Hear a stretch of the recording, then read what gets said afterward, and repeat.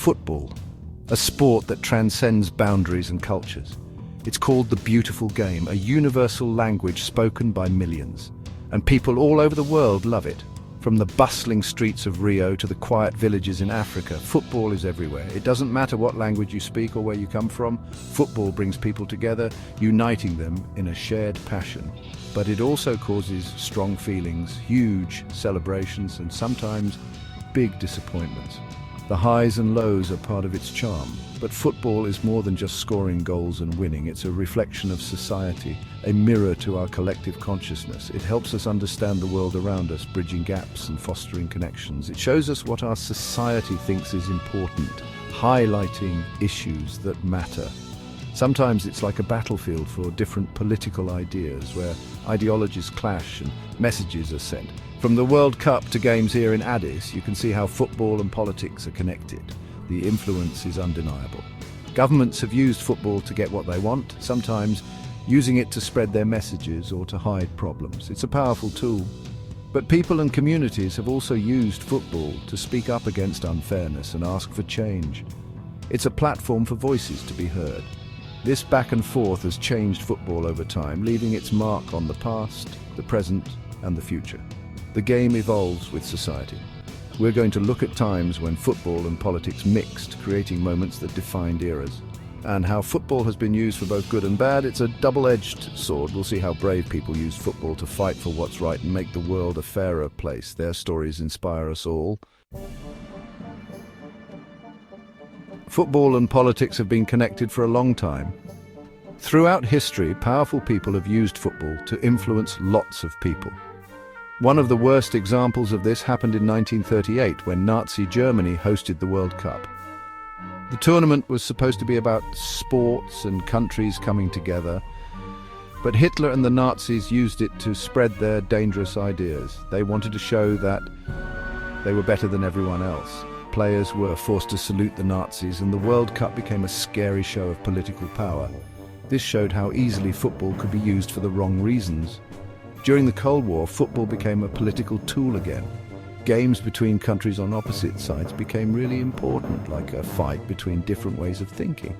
When Hungary beat England in 1953, some people saw it as a win for communism over the West. Even though politics has sometimes used football in bad ways, it has also been a powerful tool for positive change. Football has brought people together across different cultures and backgrounds, fostering unity and understanding. Nelson Mandela knew the power of football to heal South Africa after apartheid. He saw it as a way to bridge divides and promote reconciliation. Mandela was in prison for 27 years, enduring hardships that would break most people. When South Africa hosted the Rugby World Cup in 1995, Mandela saw a unique opportunity to bring the nation together through sport. He supported the Springboks, the national team, even though they had been a symbol of apartheid, showing his commitment to unity. This gesture meant a lot to South Africans of all races, symbolizing a new era of inclusivity and hope. When Mandela wore the Springbok jersey at the final game, the whole world noticed. It was a powerful statement of unity and reconciliation. This moment helped unite a country that had been divided for so long, showing the world the power of sport in healing wounds. More recently, footballer Marcus Rashford showed how athletes can use their fame to make a difference in society. In 2020, Rashford started a campaign so that poor kids in the UK could get free school meals during the pandemic, highlighting the role of athletes in social causes. What he did was really important, showing that athletes can be powerful voices for good and encourage others to help. His actions inspired many to join the cause and support their communities. When football and politics mix, it can cause lots of arguments and make problems worse. The 2022 World Cup in Qatar caused a lot of trouble. People all over the world talked about human rights, corruption, and how Qatar was trying to improve its image through sports. Many people were angry about how Qatar treated the migrant workers who built the stadiums. Groups like Amnesty International said that workers were treated badly, didn't get paid enough, and some even died. The problems with the Qatar World Cup showed the ethical questions that come up when big sporting events happen in countries with bad human rights records. Football can also get mixed up in fights about independence. In Spain, the Catalan independence movement often uses FC Barcelona games to show its support for independence. Barcelona's stadium, Camp Nou, has become a place for protests, with fans waving Catalan flags and chanting for independence from Spain. Many times, players and fans have used football to share their political views and fight against what's wrong. A famous example is the democracy movement led by Brazilian footballer Socrates in the 1980s. When Brazil was ruled by a military dictatorship, Socrates and his teammates at Corinthians used their fame to ask for democracy. The team voted on things like whether to play games, and they put pro-democracy messages on their jerseys and banners. Socrates inspired people all over Brazil to fight for democracy, and this helped end the military rule. More recently, players have taken a knee before games to protest racial injustice and police brutality. This started with American football player Colin Kaepernick. By doing this, athletes have started important conversations about racism and encouraged others to fight for equality. Even though football is popular everywhere, it has problems with racism, homophobia, and other kinds of discrimination. But there are more and more people trying to make football fair and welcoming for everyone. Groups and organizations are working hard to make this happen. Racism is a big problem in football. Sometimes players and fans are victims of racist abuse, and sometimes there is discrimination in football organizations. Groups like Kick It Out in the UK and Fair in Europe are working to stop racism in football. They teach fans, help victims of discrimination, and try to change rules. There are also more efforts to make football welcoming for LGBTQ+ people. Groups like Stonewall UK and the Justin Fashanu Foundation are working to make football more inclusive for LGBTQ+ players, coaches and fans, fighting against homophobia and transphobia in the sport. Footballers are very influential.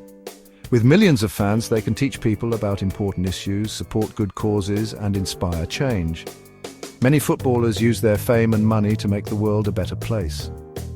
Some players start foundations or work with charities to help with issues they care about. Lionel Messi, one of the best footballers ever, started the Leo Messi Foundation to help kids get better education and healthcare. Cristiano Ronaldo has also supported many charities, like Save the Children and UNICEF, using his fame to raise money and fight for children's rights. Social media has made it easier for footballers to connect with their fans directly. They can share their opinions, promote campaigns, and get people to support important causes. This helps them raise awareness about issues that people might not know about. In today's world, with so much politics, football can't just ignore what's happening. Because it's so popular and important to so many people, football has a duty to address social issues, promote human rights, and do good things. Everyone involved in football organizations, clubs, players, and fans needs to work together to make sure football is a force for positive change. FIFA, which runs world football, has to set good examples and promote human rights. This means making sure that countries hosting the World Cup respect human rights and do what they promise. FIFA also needs to deal with problems like discrimination, corruption, and how players are treated. Clubs also have a responsibility to their communities. They should be welcoming to everyone. This means having rules against discrimination, supporting diversity and inclusion, and working with marginalized communities. Clubs can teach fans, fight prejudice, and create a culture of respect and understanding. We've seen how complicated the relationship is between football and politics. It's a dynamic that has evolved over decades, intertwining the passion of the sport with the fervor of political movements. Football is clearly more than just a game. It's a cultural phenomenon that transcends borders and unites people from all walks of life. It shows us what our society is like. It's a place where different ideas clash, and it's a powerful way to make social change. The stadium becomes a microcosm of the world, reflecting its triumphs and struggles. The conversation about football's role in the world isn't over, it's just starting. As we move forward, this dialogue will only grow more significant. Fans are incredibly important to football. They can change things. Their collective voice has the power to influence decisions and drive the sport towards a better future. By supporting clubs and players who care about social justice, speaking up against discrimination, and advocating for equality, and using their voices to ask for change, fans can make a significant impact. Their actions can set the tone for the entire community. Fans can make football more fair and inclusive for everyone. This inclusivity can transform the sport into a beacon of hope and unity. Players also need to understand how much influence they have and use it responsibly. Their actions on and off the field can inspire millions. By speaking up against injustice, supporting good causes, and standing in solidarity with marginalized communities and using their fame to inspire change, footballers can make a real difference. They can be role models who lead by example. Footballers can make a real difference. Their influence extends beyond the pitch, reaching into the hearts and minds of fans worldwide.